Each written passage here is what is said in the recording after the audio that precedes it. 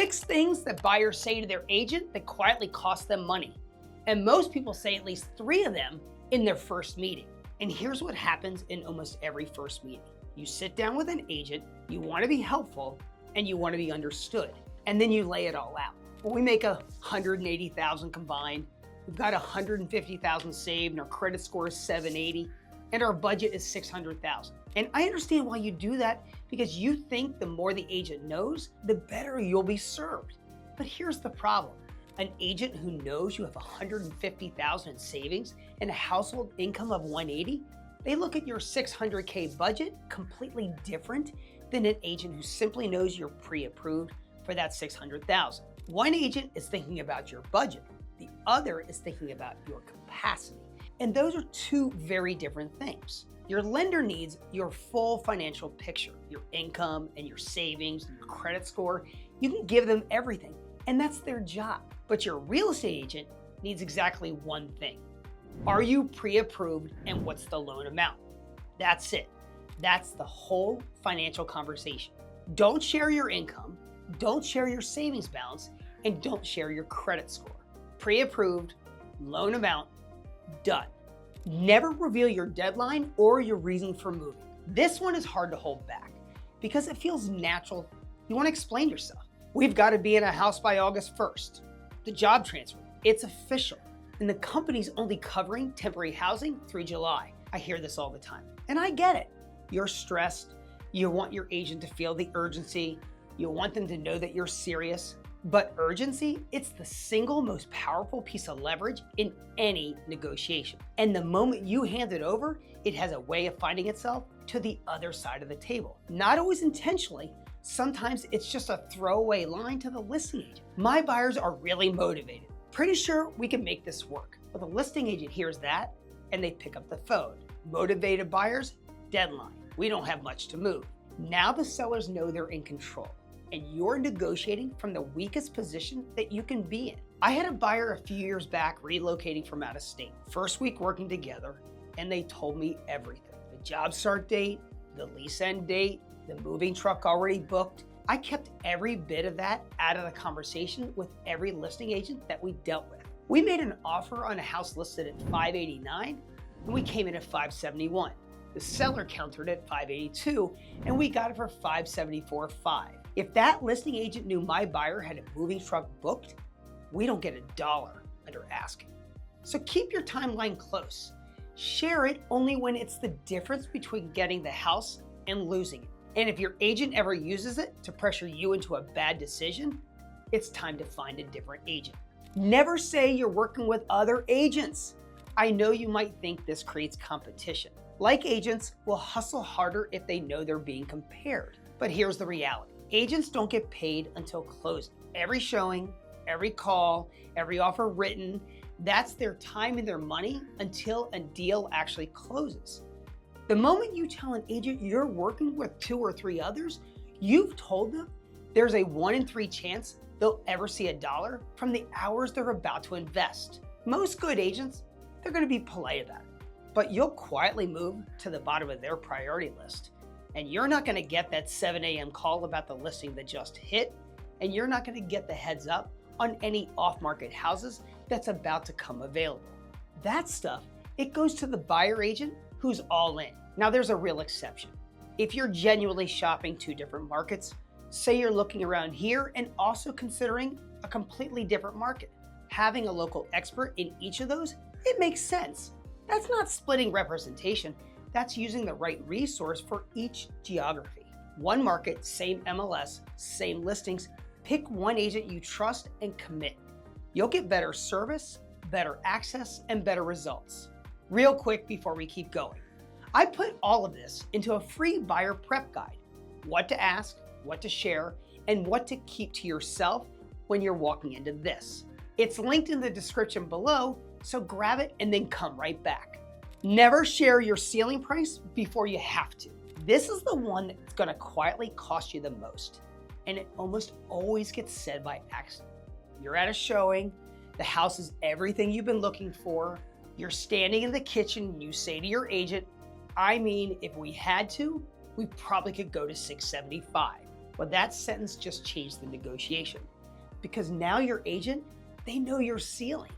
And even a great agent, one working completely in your interest, has a harder time holding the line at $649 when they already know that you're going to pay $675.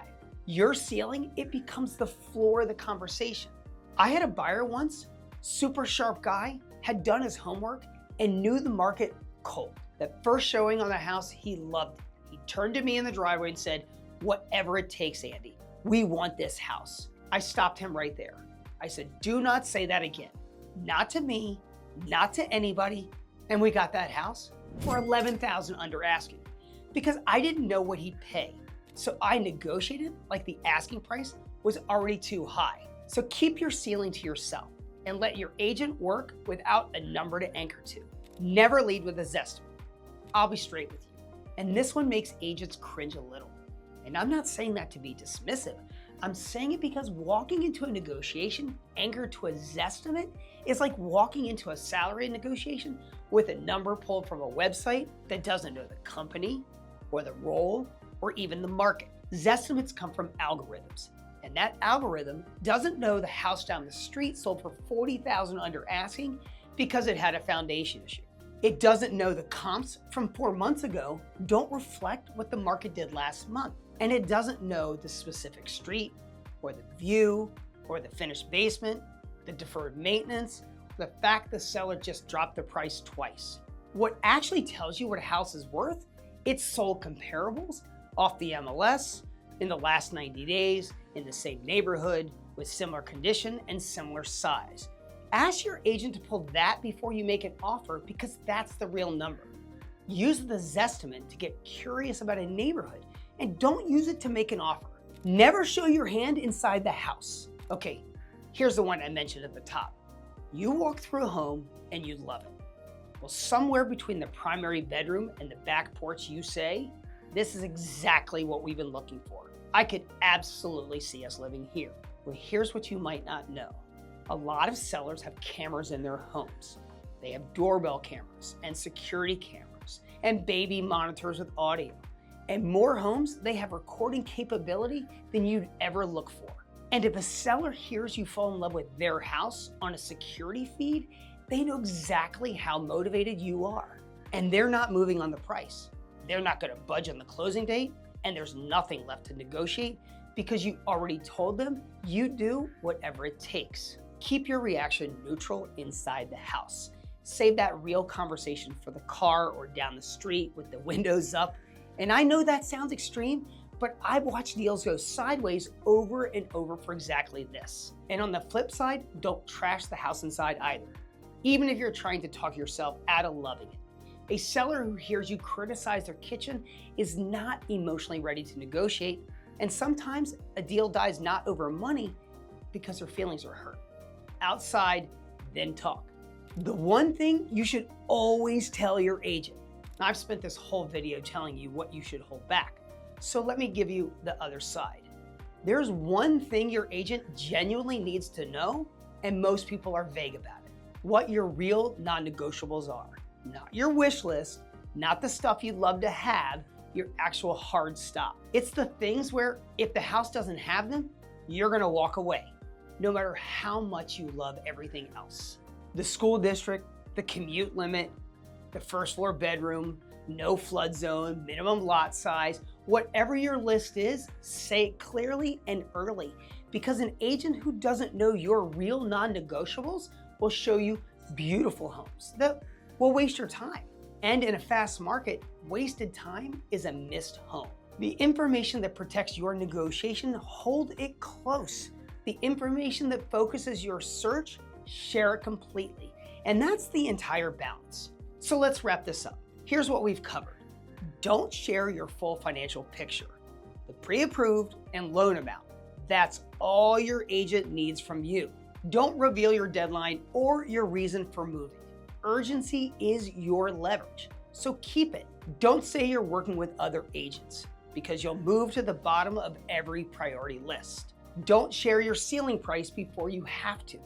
Let your agent negotiate without a number to anchor to. Don't lead with Zestimate numbers. Ask for real comps and use real data, Don't show your hand inside the house.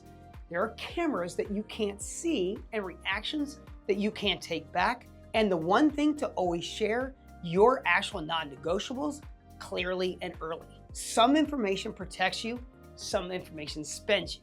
Know the difference before you sit down and before you ever get to the negotiation. You have to know the house is really what it looks like. I made a video on 10 ways that sellers hide major defects and exactly what to look for at every showing. Watch that one next.